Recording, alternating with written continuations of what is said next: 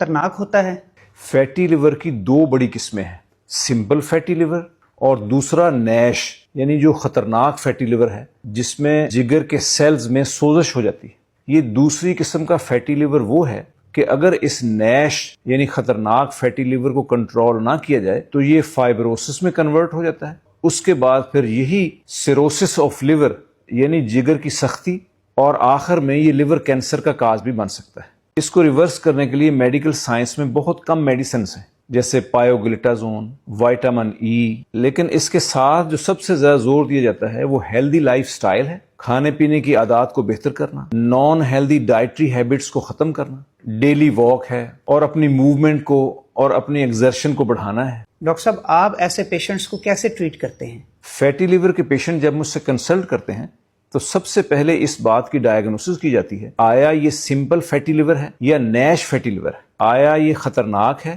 یا سادہ fatty liver ہے، اور پھر سب سے پہلے ہیلدی لائف سٹائل کے اوپر سٹریس کیا جاتا ہے اور پیشنٹ کو اس بات پہ آمادہ کیا جاتا ہے کہ وہ نان ہیلدی ایٹنگ ہیبٹس کو ترک کرے، اپنی موومنٹ کو، ایکسرسائز کو بڑھائے، اور اس کے ساتھ میں اپنی ہرب اورینٹڈ نیچرل میڈیسن دیتا ہوں جن کے کچھ ماہ کے استعمال سے نہ صرف ان کے ٹیسٹ جو ہیں وہ بہتر ہو جاتے ہیں، ان کے LFTs، ان کا CK18، ان کے ELF کے ٹیسٹ، ان کا الاسٹوگرام یہ بہتر ہونا شروع ہو جاتے ہیں، بلکہ ان کے مزید استعمال سے پیشنٹ کی تکالیف بھی کم ہونی شروع ہو جاتی ہیں اور پیشنٹ ایک نارمل لائف گزارنا شروع کر دیتا ہے۔ خطرناک ہوتا ہے؟ فیٹی لیور کی دو بڑی قسمیں ہیں، سمپل فیٹی لیور اور دوسرا نیش یعنی جو خطرناک فیٹی لیور ہے جس میں جگر کے سیلز میں سوزش ہو جاتی ہے۔ یہ دوسری قسم کا فیٹی لیور وہ ہے کہ اگر اس نیش یعنی خطرناک فیٹی لیور کو کنٹرول نہ کیا جائے تو یہ فائبروسس میں کنورٹ ہو جاتا ہے۔ اس کے بعد پھر یہی سیروسس آف لیور یعنی جگر کی سختی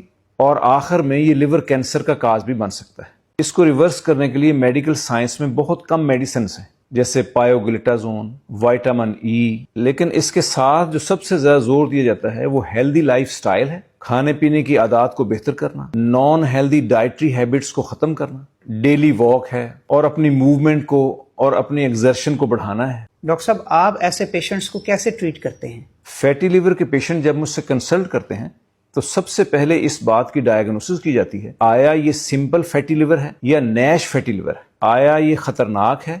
یا سادہ فیٹی لیور ہے، اور پھر سب سے پہلے ہیلدی لائف سٹائل کے اوپر سٹریس کیا جاتا ہے اور پیشنٹ کو اس بات پہ آمادہ کیا جاتا ہے کہ وہ نان ہیلدی ایٹنگ ہیبٹس کو ترک کرے، اپنی موومنٹ کو، ایکسرسائز کو بڑھائے، اور اس کے ساتھ میں اپنی ہرب اورینٹڈ نیچرل میڈیسن دیتا ہوں جن کے کچھ ماہ کے استعمال سے نہ صرف ان کے ٹیسٹ جو ہیں وہ بہتر ہو جاتے ہیں، ان کے LFTs، ان کا CK18، ان کے ELF کے ٹیسٹ، ان کا الاسٹوگرام یہ بہتر ہونا شروع ہو جاتے ہیں، بلکہ ان کے مزید استعمال سے پیشنٹ کی تکالیف بھی کم ہونی شروع ہو جاتی ہیں اور پیشنٹ ایک نارمل لائف گزارنا شروع کرتا ہے۔